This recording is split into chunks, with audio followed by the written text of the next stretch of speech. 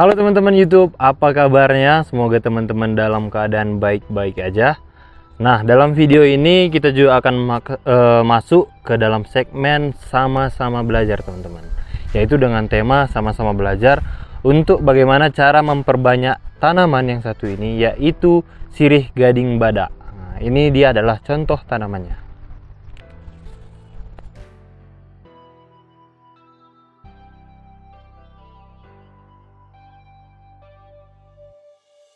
Sebelum kita masuk ke segmen bagaimana cara untuk memperbanyaknya, kita ulas sedikit tentang tanaman yang satu ini teman-teman. Ini adalah sirih gading badak dengan ciri khas daunnya yang seperti ini, yang dia itu daunnya ini agak tebal-tebal teman-teman. Itu makanya mungkin dia dijuluki dengan nama sirih gading badak, karena dengan jenis sirih gading yang lain seperti sirih gading Brazil, dia itu karakteristik daunnya dia ini lebih tebal dan lebih besar teman-teman.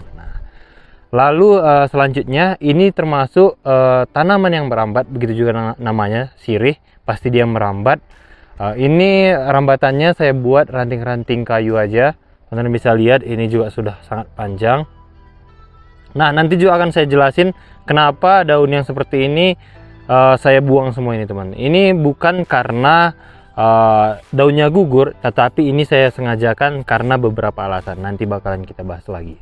Selanjutnya yang kita bahas adalah untuk tanaman ini bisa dikembangbiakkan dari dataran rendah ataupun sampai dengan dataran tinggi. Karena kemarin waktu saya beli ini, saya beli dari daerah Ciapus Bogor, yang dimana memang datarannya itu dia menengah. Jadinya bisa dikembangkan juga di dataran tinggi seperti di tempat saya ini, yaitu di Brastagi. Lalu selanjutnya tanaman ini dia sangat baik jika diberi pupuk organik dengan kandungan nitrogen yang tinggi teman-teman. Contohnya seperti kompos kotoran ayam petelur ataupun ayam pedaging juga nggak masalah. Seperti kompos kotoran kelinci, ini tanaman ini sangat suka teman-teman. Lalu seperti kalau pupuk kimia bisa diberikan pupuk NPK ataupun pupuk urea yang kandungan nitrogen yang tinggi. Tanaman ini sangat suka teman-teman. Selanjutnya adalah tanaman ini dia harus memiliki peneduh teman-teman. Nah, contohnya seperti apa? Contohnya seperti paranet ini. Karena kemarin berdasarkan pengalaman saya letakkan di area yang memang terbuka ataupun terkena sinar matahari langsung. Tanaman ini daunnya akan mudah menguning teman-teman. Nah, lama-kelamaan daun yang menguning ini akan menjadi rontok, akan menjadi kering, dan lama-kelamaan akan menjadi rontok. Jadi untuk tanaman ini dia memang harus terkena peneduh. Peneduhnya bisa menggunakan paranet seperti yang di atas ini, ataupun teman-teman boleh letakkan di areal-areal pohon gitu. Oke, itu adalah sekilas tentang tanaman ini. Selanjutnya akan kita bahas treatment apa yang saya gunakan agar tanaman ini pada saat diperbanyak dia mudah untuk berkembang teman-teman, ataupun tunas barunya mudah untuk keluar. Kita masuk ke segmen yang kedua. Lalu bagaimana untuk cara memperbanyaknya? Untuk tanaman ini dia diperbanyak dengan cara stek batang teman-teman. Nah, jadinya nanti bagian-bagian ini akan kita stek. Tetapi sebelum itu saya kemarin buat sedikit eksperimen untuk bagaimana cara agar tanaman ini tunasnya bisa cepat keluar teman-teman pada saat teman-teman sudah potong gitu. Yaitu adalah dengan cara daun-daun yang seperti ini pada tanaman batang yang sudah tua, ini saya buang teman-teman. Kita bisa lihat perbandingannya adalah ini adalah daun yang baru. Ini masih baru dalam artian dia masih melekat di batangnya. Lalu nanti kita kupas yang ini. Nah, teman-teman bisa lihat di bagian ini nanti biasanya bakalan keluar tunas yang baru ataupun bakalan daun yang baru. Teman-teman bisa lihat di daun yang masih ada dia tidak akan keluar. Lalu pada daun yang saya buang seperti ini sebelum saya pangkas, dia sudah keluar teman-teman. Contohnya seperti ini, teman-teman bisa lihat ini dia.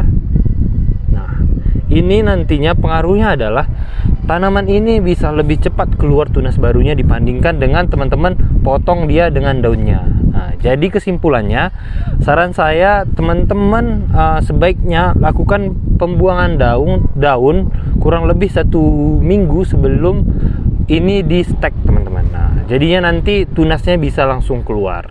Kalau itu adalah berdasarkan pengalaman saya. Semoga di tempat teman-teman juga berhasil gitu. Lalu bagaimana untuk cara mencacahnya? Seperti yang saya bilang tadi, kalau dia sudah keluar seperti ini, dia bakalan mudah untuk keluar lagi tunas yang baru. Ini adalah sebenarnya dia ini batang yang udah pernah saya stek, teman-teman. Teman-teman bisa lihat, ini dia. Ini adalah kemarin bekas potongannya, teman-teman. Nih, ini kemarin kurang lebih panjangnya sudah sampai 2 meter, lalu saya cacah. Ini adalah bekas potongannya kemarin. Lalu bekas potongan itu tadi saya biarkan dia akan mengeluarkan cabang yang baru yang seperti ini, teman-teman. Oke, teman-teman bisa lihat. Jadinya teman-teman nggak perlu takut indukan tanaman sirih gading teman-teman mati karena diperbanyak. Teman-teman nggak usah khawatir. Malahan teman-teman bisa lihat ini daun-daun ataupun yang baru, tunas-tunas baru, dia bisa tetap tumbuh. Selanjutnya kita masuk untuk bagaimana cara mengambilnya. Nah, sebelumnya teman-teman bisa lihat, kita nanti akan potong di bagian ini, teman-teman. Kenapa bagian ini? Karena saya mau, ini teman-teman bisa lihat, ini adalah mata tunas yang sudah mulai keluar lagi. Jadi nanti di bagian ini akan keluar tanaman yang baru, yang bagian ini ke atas akan kita perbanyak, teman-teman. Caranya gampang aja, teman-teman potong, tetapi jangan potong di bagian mata ini, tetapi teman-teman potong di bagian antar buku, teman-teman, seperti ini. Nah, bisa lihat. Nah, untuk cara potongnya teman-teman bisa gunakan pisau ataupun gunting juga nggak masalah. Ini dia adalah yang akan kita perbanyak, teman-teman. Ini dia.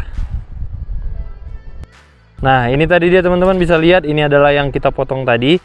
Lalu langkah selanjutnya adalah untuk bagaimana cara memotongnya ataupun membagi-baginya. Teman-teman tinggal potong dia per setengah bagian ini, teman-teman. Ini teman-teman bisa lihat, dia yang penting potong di bagian tengah-tengahnya, teman-teman.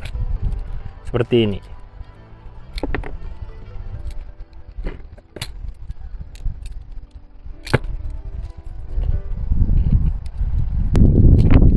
Nah, ini nanti adalah bagian yang kita tanam juga. Lalu untuk posisi tanaman yang seperti ini, teman-teman sebenarnya bisa aja cacah untuk dapatkan beberapa bagian lagi. Tetapi kalau teman-teman punya percabangan yang seperti ini, sebaiknya kalau saran saya, teman-teman silahkan tinggal tanam aja yang seperti ini. Ini biasanya bakalan bisa lebih cepat tumbuhnya nanti ke atas. Ini yang tanam daun-daun baru ini akan cepat tumbuh ke atas. Lalu untuk cara penanamannya adalah, kalau saya pribadi kalau mau memang produksi banyak, memang saya buat media khusus. Tetapi karena tanaman sri gading ini memang untuk memperbanyak cukup gampang dan dia toleran terhadap media tanam, teman-teman cukup letakkan di bagian tanaman indukannya aja, teman-teman. Contohnya seperti ini. Ini adalah media tanam indukannya, di atasnya saya buat lumut nih. Teman-teman tinggal posisikan ini tunas yang baru ini nanti bakalan yang keluar di bagian atas, teman-teman. Karena biasanya di bagian atasnya ini adalah tunas, biasanya di bagian belakang ini adalah akarnya, teman-teman. Jadinya posisi tanamannya, tunasnya harus ada di bagian atas dan tidak perlu ditanam dalam-dalam. Cukup teman-teman letakkan aja seperti ini. Ini dia. Teman-teman bisa lihat, nanti akan saya tunjukin. Dia nggak perlu ditanam sampai terlalu dalam, teman-teman. Ntar teman-temannya. Nah, seperti ini dia hasilnya. Ini kita lihat, ini dia. Teman-teman bisa lihat, ini saya tanam di permukaan aja seperti ini. Karena berdasarkan pengalaman saya, ini dia nanti dari bawah ini tadi, dia bakalan keluar satu akar yang nantinya akan menembus media tanam ini tadi. Kalau misalnya teman-teman tanam dia dalam posisi tertutup seperti ini biasanya nanti tunas baru ini bakalan mudah mati karena dia tidak suka dengan keadaan air yang terlalu banyak, teman-teman. Jadi itu tadi, makanya saran saya sebaiknya teman-teman letakkan aja di permukaan media tanam. Nah, itu dia untuk cara stek, dia steknya per buku-bukunya ataupun per batangnya. Lalu untuk ukuran seperti ini, caranya ini gampang banget, teman-teman. Yang membedakan adalah kalau posisinya seperti ini teman-teman harus tanam sampai dengan bagian ini. Nah, dia sangat berbeda seperti yang tadi karena dia ini daunnya sudah tumbuh, jadinya sebaiknya teman-teman tanam aja. Caranya adalah teman-teman tinggal buka aja tanahnya, lalu tinggal ditanam. Nah, dan bisa lihat ini adalah yang ditanam tadi. Oke, teman-teman bisa lihat ya, seperti ini posisi tanamnya. Lalu teman-teman nanti tinggal masukkan lagi tanaman ini ke areal yang dia rambatin. Insya Allah biasanya dia dalam kurun 1 bulan teman-teman bisa lihat nanti akarnya sudah akan tumbuh dan merekat teman-teman. Sedangkan kalau yang seperti ini, saya biasanya kalau mau untuk mempersiapkan indukan, biasanya saya buat kurun waktunya 2 bulan teman-teman, sampai nanti akarnya ini memang banyak banget dan sampai bisa untuk dipindahkan ke dalam ukuran pot yang lebih besar, kurang lebih 2 bulan teman-teman. Nah, itu tadi dia teman-teman untuk bagaimana cara memperbanyak tanaman sirih gading badak. Gampang banget caranya, pasti teman-teman bisa memperbanyaknya, pasti nih saya bilang nih. Dan kemungkinan kalau teman-teman ikutin cara saya ini tadi, kurang lebih persentase keberhasilannya bisa dibilang sampai dengan 95% teman-teman. Karena sampai hari ini untuk tanaman sirih gading badak ini saya belum ada kegagalan untuk cara untuk memperbanyaknya teman-teman. Jadi itu dia adalah info kita kali ini.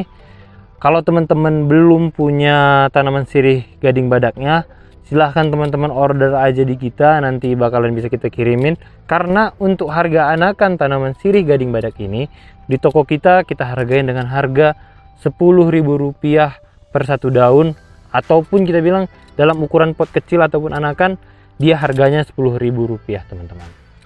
Oke, itu dia teman-teman. Kalau teman-teman belum punya, silahkan teman-teman order di kita. Dan itu adalah penjelasan kita kali ini. Kalau ada pertanyaan, silahkan teman-teman komen aja, nanti kita akan diskusi.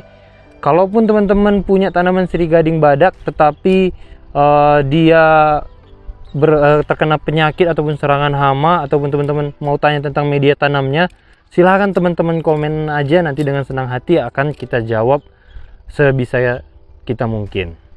Oke, itu dia adalah episode kita kali ini. Sampai ketemu lagi